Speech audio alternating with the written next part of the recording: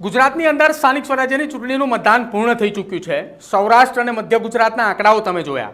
એ આંકડાઓ જોતા અત્યારે ખળભળાટ મચ્યો છે કે ભાજપના જે વિસ્તારો હતા ત્યાં આવા આંકડાઓ સામે આવ્યા।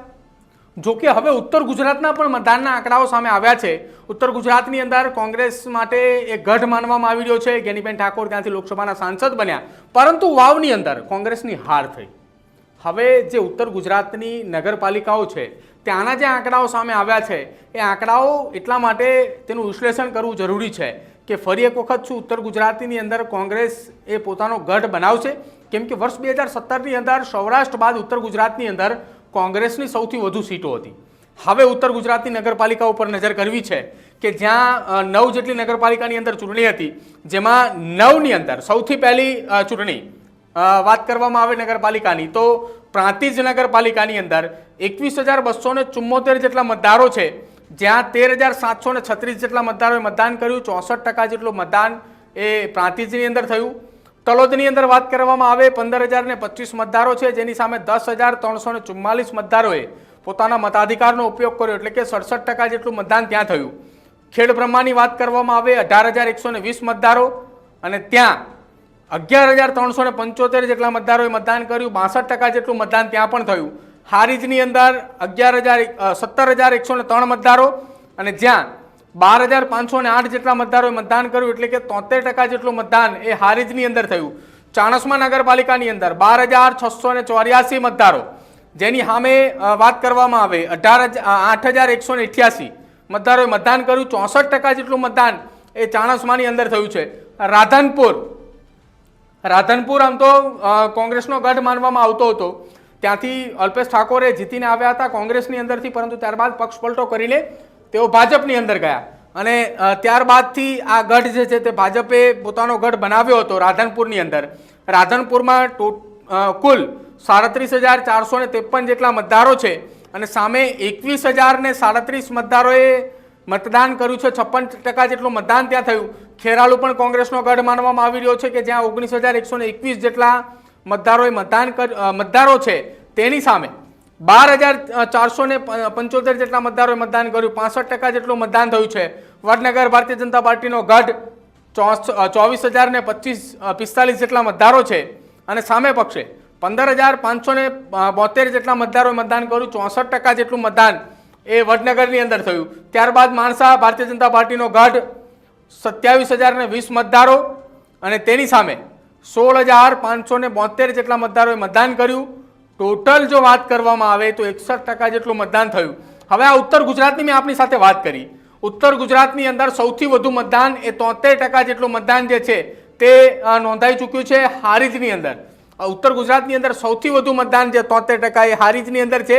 ત્યારબાદ ઉત્તર ગુજરાતની અંદર સૌથી ઓછું જો મતદાન હોય તો એ રાધનપુરની અંદર છે કે જ્યાં 37,453 મતદારોની અંદર 21,000 મતદારોએ મતદાન કર્યું છે અને તેમાં પણ 56% જેટલું મતદાન થયું છે। પુરુષોના મતદાનની વાત કરવામાં આવે રાધનપુરમાં તો 10,974 પુરુષોએ મતદાન કર્યું છે, સામે મહિલાઓ વાત કરવામાં આવે તો 10,063 જેટલા મતદારોએ મતદાન કર્યું છે।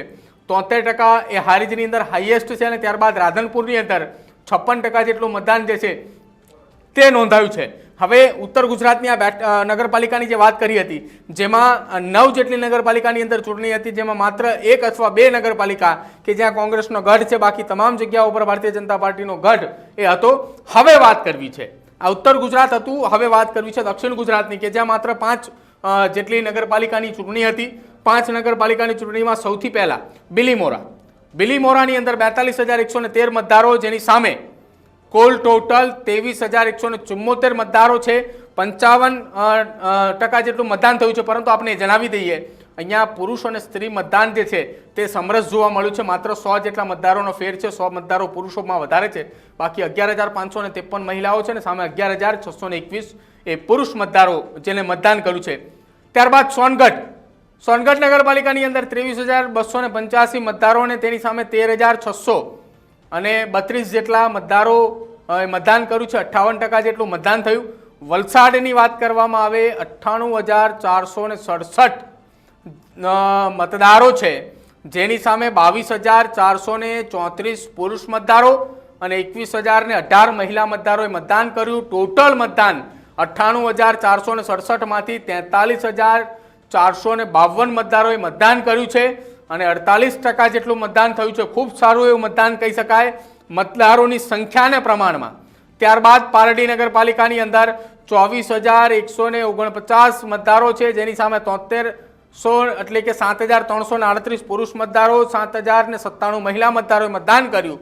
ટોટલ 14,435 મતદારોએ મતદાન કર્યું છે. 59% જેટલું મતદાન થયું છે. હવે ધરમપુરની વાત કરવામાં આવે, ધરમપુરમાં 20,654 મતદારો છે, જેની સામે 12,904 મતદારોએ મતદાન કર્યું. કુલ ટોટલ 62.48% જેટલું મતદાન થયું. આ આંકડાઓ જે આવી રહ્યા છે, આ આંકડાઓ એ દક્ષિણ ગુજરાતના છે. દક્ષિણ ગુજરાતની અંદર ભારતીય જનતા પાર્ટીનો ગઢ માનવામાં આવે છે અને સાથે જ આ જે ગઢ છે, આ ગઢની અંદર ભાજપને હંફાવવા માટે દક્ષિણ ગુજરાતની જો વાત કરવામાં આવે તો આમ આદમી પાર્ટીના ધારાસભ્ય ચૈતર વસાવા મેદાને હતા અને એ ચૈતર વસાવા જો વાત કરવામાં આવે તો 2 થી 4 બેઠકોની અંદર ખૂબ પ્રચાર તેમણે કર્યો છે, જેમાં સોનગઢ છે, બિલીમોરા છે અને ત્યારબાદ પારડી અને ધરમપુરની અંદર તેઓએ ખૂબ પ્રચાર પણ કર્યો અને તેમના વિસ્તારની અંદર રહીને પ્રચાર કરી અને તેમના તરફ એટલે કે આમ આદમી પાર્ટી તરફ મતદારોને ખેંચવા માટેનો પ્રયત્ન પણ તેમણે કર્યો. હવે ઉત્તર ગુજરાત અને દક્ષિણ ગુજરાત, એક તરફ દક્ષિણ ગુજરાતની અંદર ભારતીય જનતા પાર્ટીનો ગઢ છે. ગઢ હવે ઉત્તર ગુજરાતની અંદર પણ ભાજપ બનાવવા જઈ રહી છે, પરંતુ એક લોકસભા એ બનાસકાંઠા હારી ચૂક્યું છે. ત્યારબાદ વાવની પેટા ચૂંટણીઓની અંદર તેમની જીત થઈ. ઉત્તર ગુજરાત અને દક્ષિણ ગુજરાતની અંદર ભાજપનો ગઢ છે, ત્યાં બે અલગ અલગ રાજકીય પક્ષે પોતાનો દબદબો યથાવત કરવા જઈ રહી છે. દક્ષિણ ગુજરાતમાં આમ આદમી પાર્ટી તો ઉત્તર ગુજરાતની અંદર કોંગ્રેસ. હવે આ મતદાનના આંકડા ઉત્તર ગુજરાત અને દક્ષિણ ગુજરાત એ કોંગ્રેસ અને આમ આદમી પાર્ટીએ ભાજપને હંફાવે તેવી પરિસ્થિતિ સામે આવી રહી છે. પરંતુ હવે એ જોવાનું રહેશે કે ઉત્તર ગુજરાતની અંદર કોંગ્રેસનો ગઢ યથાવત રહેશે કે પછી ત્યાં પણ વાવવાળી થશે. અને સામે પક્ષે દક્ષિણ ગુજરાતની અંદર જ્યાંથી CR પાટીલ એ ગુજરાત પ્રદેશના અધ્યક્ષ છે, એ દક્ષિણ ગુજરાતમાંથી આવી રહ્યા છે, એ દક્ષિણ ગુજરાતની અંદર કઈ પરિસ્થિતિ થશે તે જોવાનું રહેશે. તમને શું લાગી રહ્યું છે ઉત્તર ગુજરાત અને દક્ષિણ ગુજરાતની આ નગરપાલિકાના ચૂંટણીના મતદાનના આંકડાને લઈને તે ખાસ કમેન્ટ કરીને જણાવજો. જોતા રહેજો ન્યૂઝરૂમ. નમસ્કાર.